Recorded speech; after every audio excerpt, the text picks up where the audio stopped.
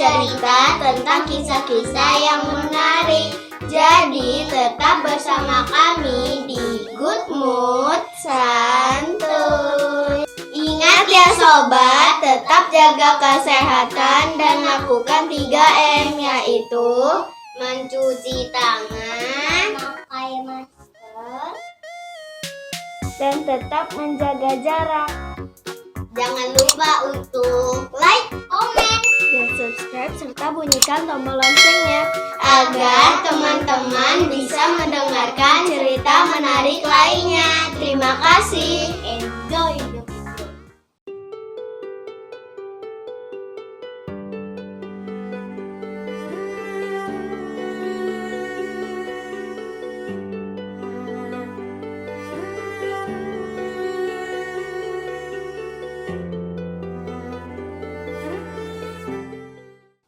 Kali ini kita akan bercerita tentang asal-usul nama kota Cianjur. Alkisah pada zaman dahulu di daerah Jawa Barat ada seorang lelaki yang sangat kaya. Seluruh sawah dan ladang di desanya menjadi miliknya. Lelaki ini menjadi tuan tanah di desanya. Penduduk desa hanya menjadi buruh tani menggarap sawah dan ladang lelaki kaya itu. Orang kaya itu oleh penduduk desa dijuluki Pak Kikir karena memang dia adalah orang yang sangat kikir, koret dan medit. Pak Kikir tidak pandang bulu, sampai-sampai terhadap anak laki satu-satunya pun dia juga sangat pelit. Untunglah sifat kikir itu tidak menular pada anak lelakinya itu. Anak Pak Kikir itu berwatak baik. Tanpa sepengetahuan ayahnya, ia sering membantu tetangganya yang sedang kesusahan.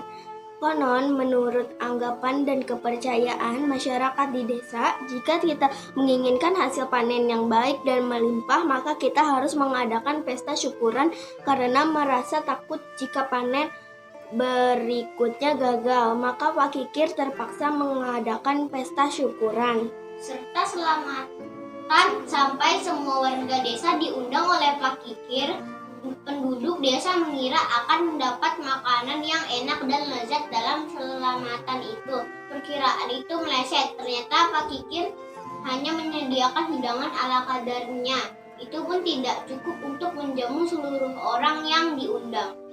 Banyak di antara undangan yang tidak mendapat makanan.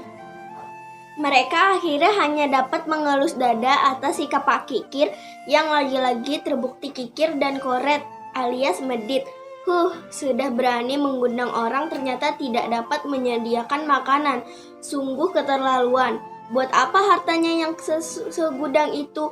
Tuhan tidak akan memberikan berkah pada harta yang banyak itu. Demikianlah pergunjingan dan sumpah serapah dari orang-orang miskin mewarnai pesta selamatan yang diadakan Pak Kikir. Pada saat pesta selamatan sedang berlangsung, tiba-tiba datanglah seorang nenek tua renta yang meminta sedekah pada Pak Kikir.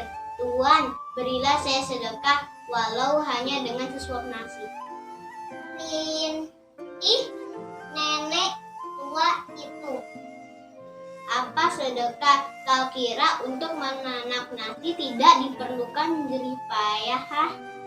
Berilah saya sedikit saja dari harta tuan yang berlimpah ruah itu. Tidak, cepat pergi dari sini. Kalau tidak aku akan suruh dukung pukulku untuk menghajarmu. Nenek itu nampak mengeluarkan air mata.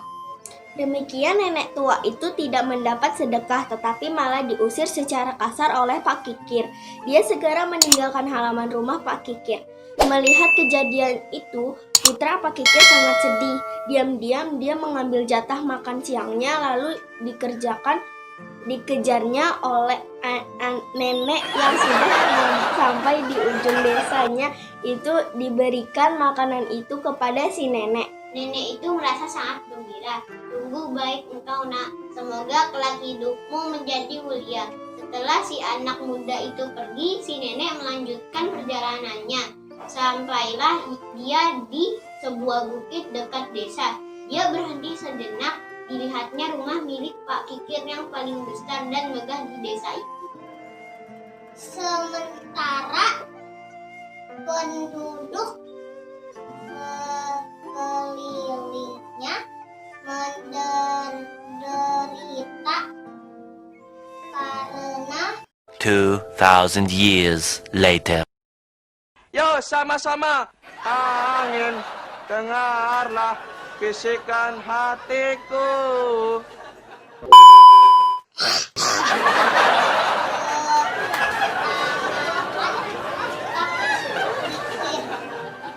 Karena melihat kelakuan Pak Kikir itu, si nenek marah dan berkata, "Ingat-ingatlah Pak Kikir, keserakahan dan kekikiranmu akan menenggelamkan dirimu sendiri.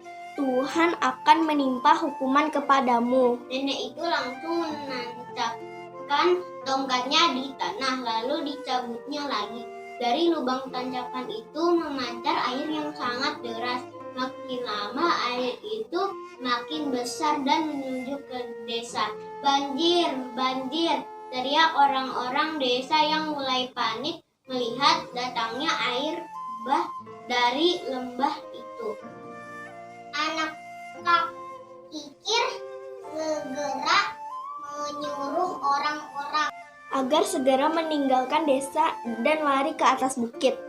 "Cepat tinggalkan desa ini, larilah ke atas bukit yang aman." Tetapi sawah dan ternak kita bagaimana?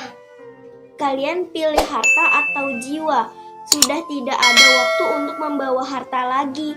Anak Pak Kikir yang bijak itu terus berteriak-teriak mengingatkan penduduk desa. Ia juga membujuk ayahnya agar segera keluar rumahnya. "Ayah, cepat tinggalkan rumah ini. Kita harus segera keluar menyelamatkan diri." "Apa lahir begitu saja?" "Lari." "Nanti dulu, aku harus mengambil peti hartaku yang kusimpan di dalam tanan dulu." Karena tidak ada waktu, anak Pak Kikir segera berlari menyelamatkan diri, sementara Pak Kikir terus mengumpulkan harta bendanya. Dia terlambat menyelamatkan diri, akhirnya tenggelam dalam arus air bah. Sebagian besar penduduk desa termasuk putra Pak Kikir selamat. Mereka sedih melihat desanya tenggelam. Kemudian mereka memutuskan untuk mencari daerah baru. Mereka mengangkat anak Pak Kikir sebagai pemimpin desa mereka yang baru.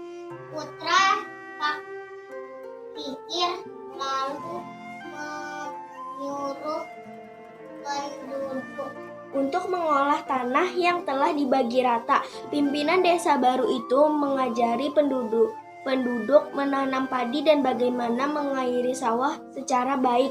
Desa itu kemudian disebut dengan anjuran. Penduduk desa selalu mematuhi anjuran pimpinannya. Lama-kelamaan, desa itu berkembang menjadi kota kecil yang disebut kota Cianjur. Ci berarti air, Cianjur berarti daerah yang cukup mengandung air. Anjuran pemimpin desa dijadikan pedoman para petani dalam mengolah sawah. Maka sampai sekarang ini beras Cianjur dikenal sangat enak dan gurih. Terima kasih.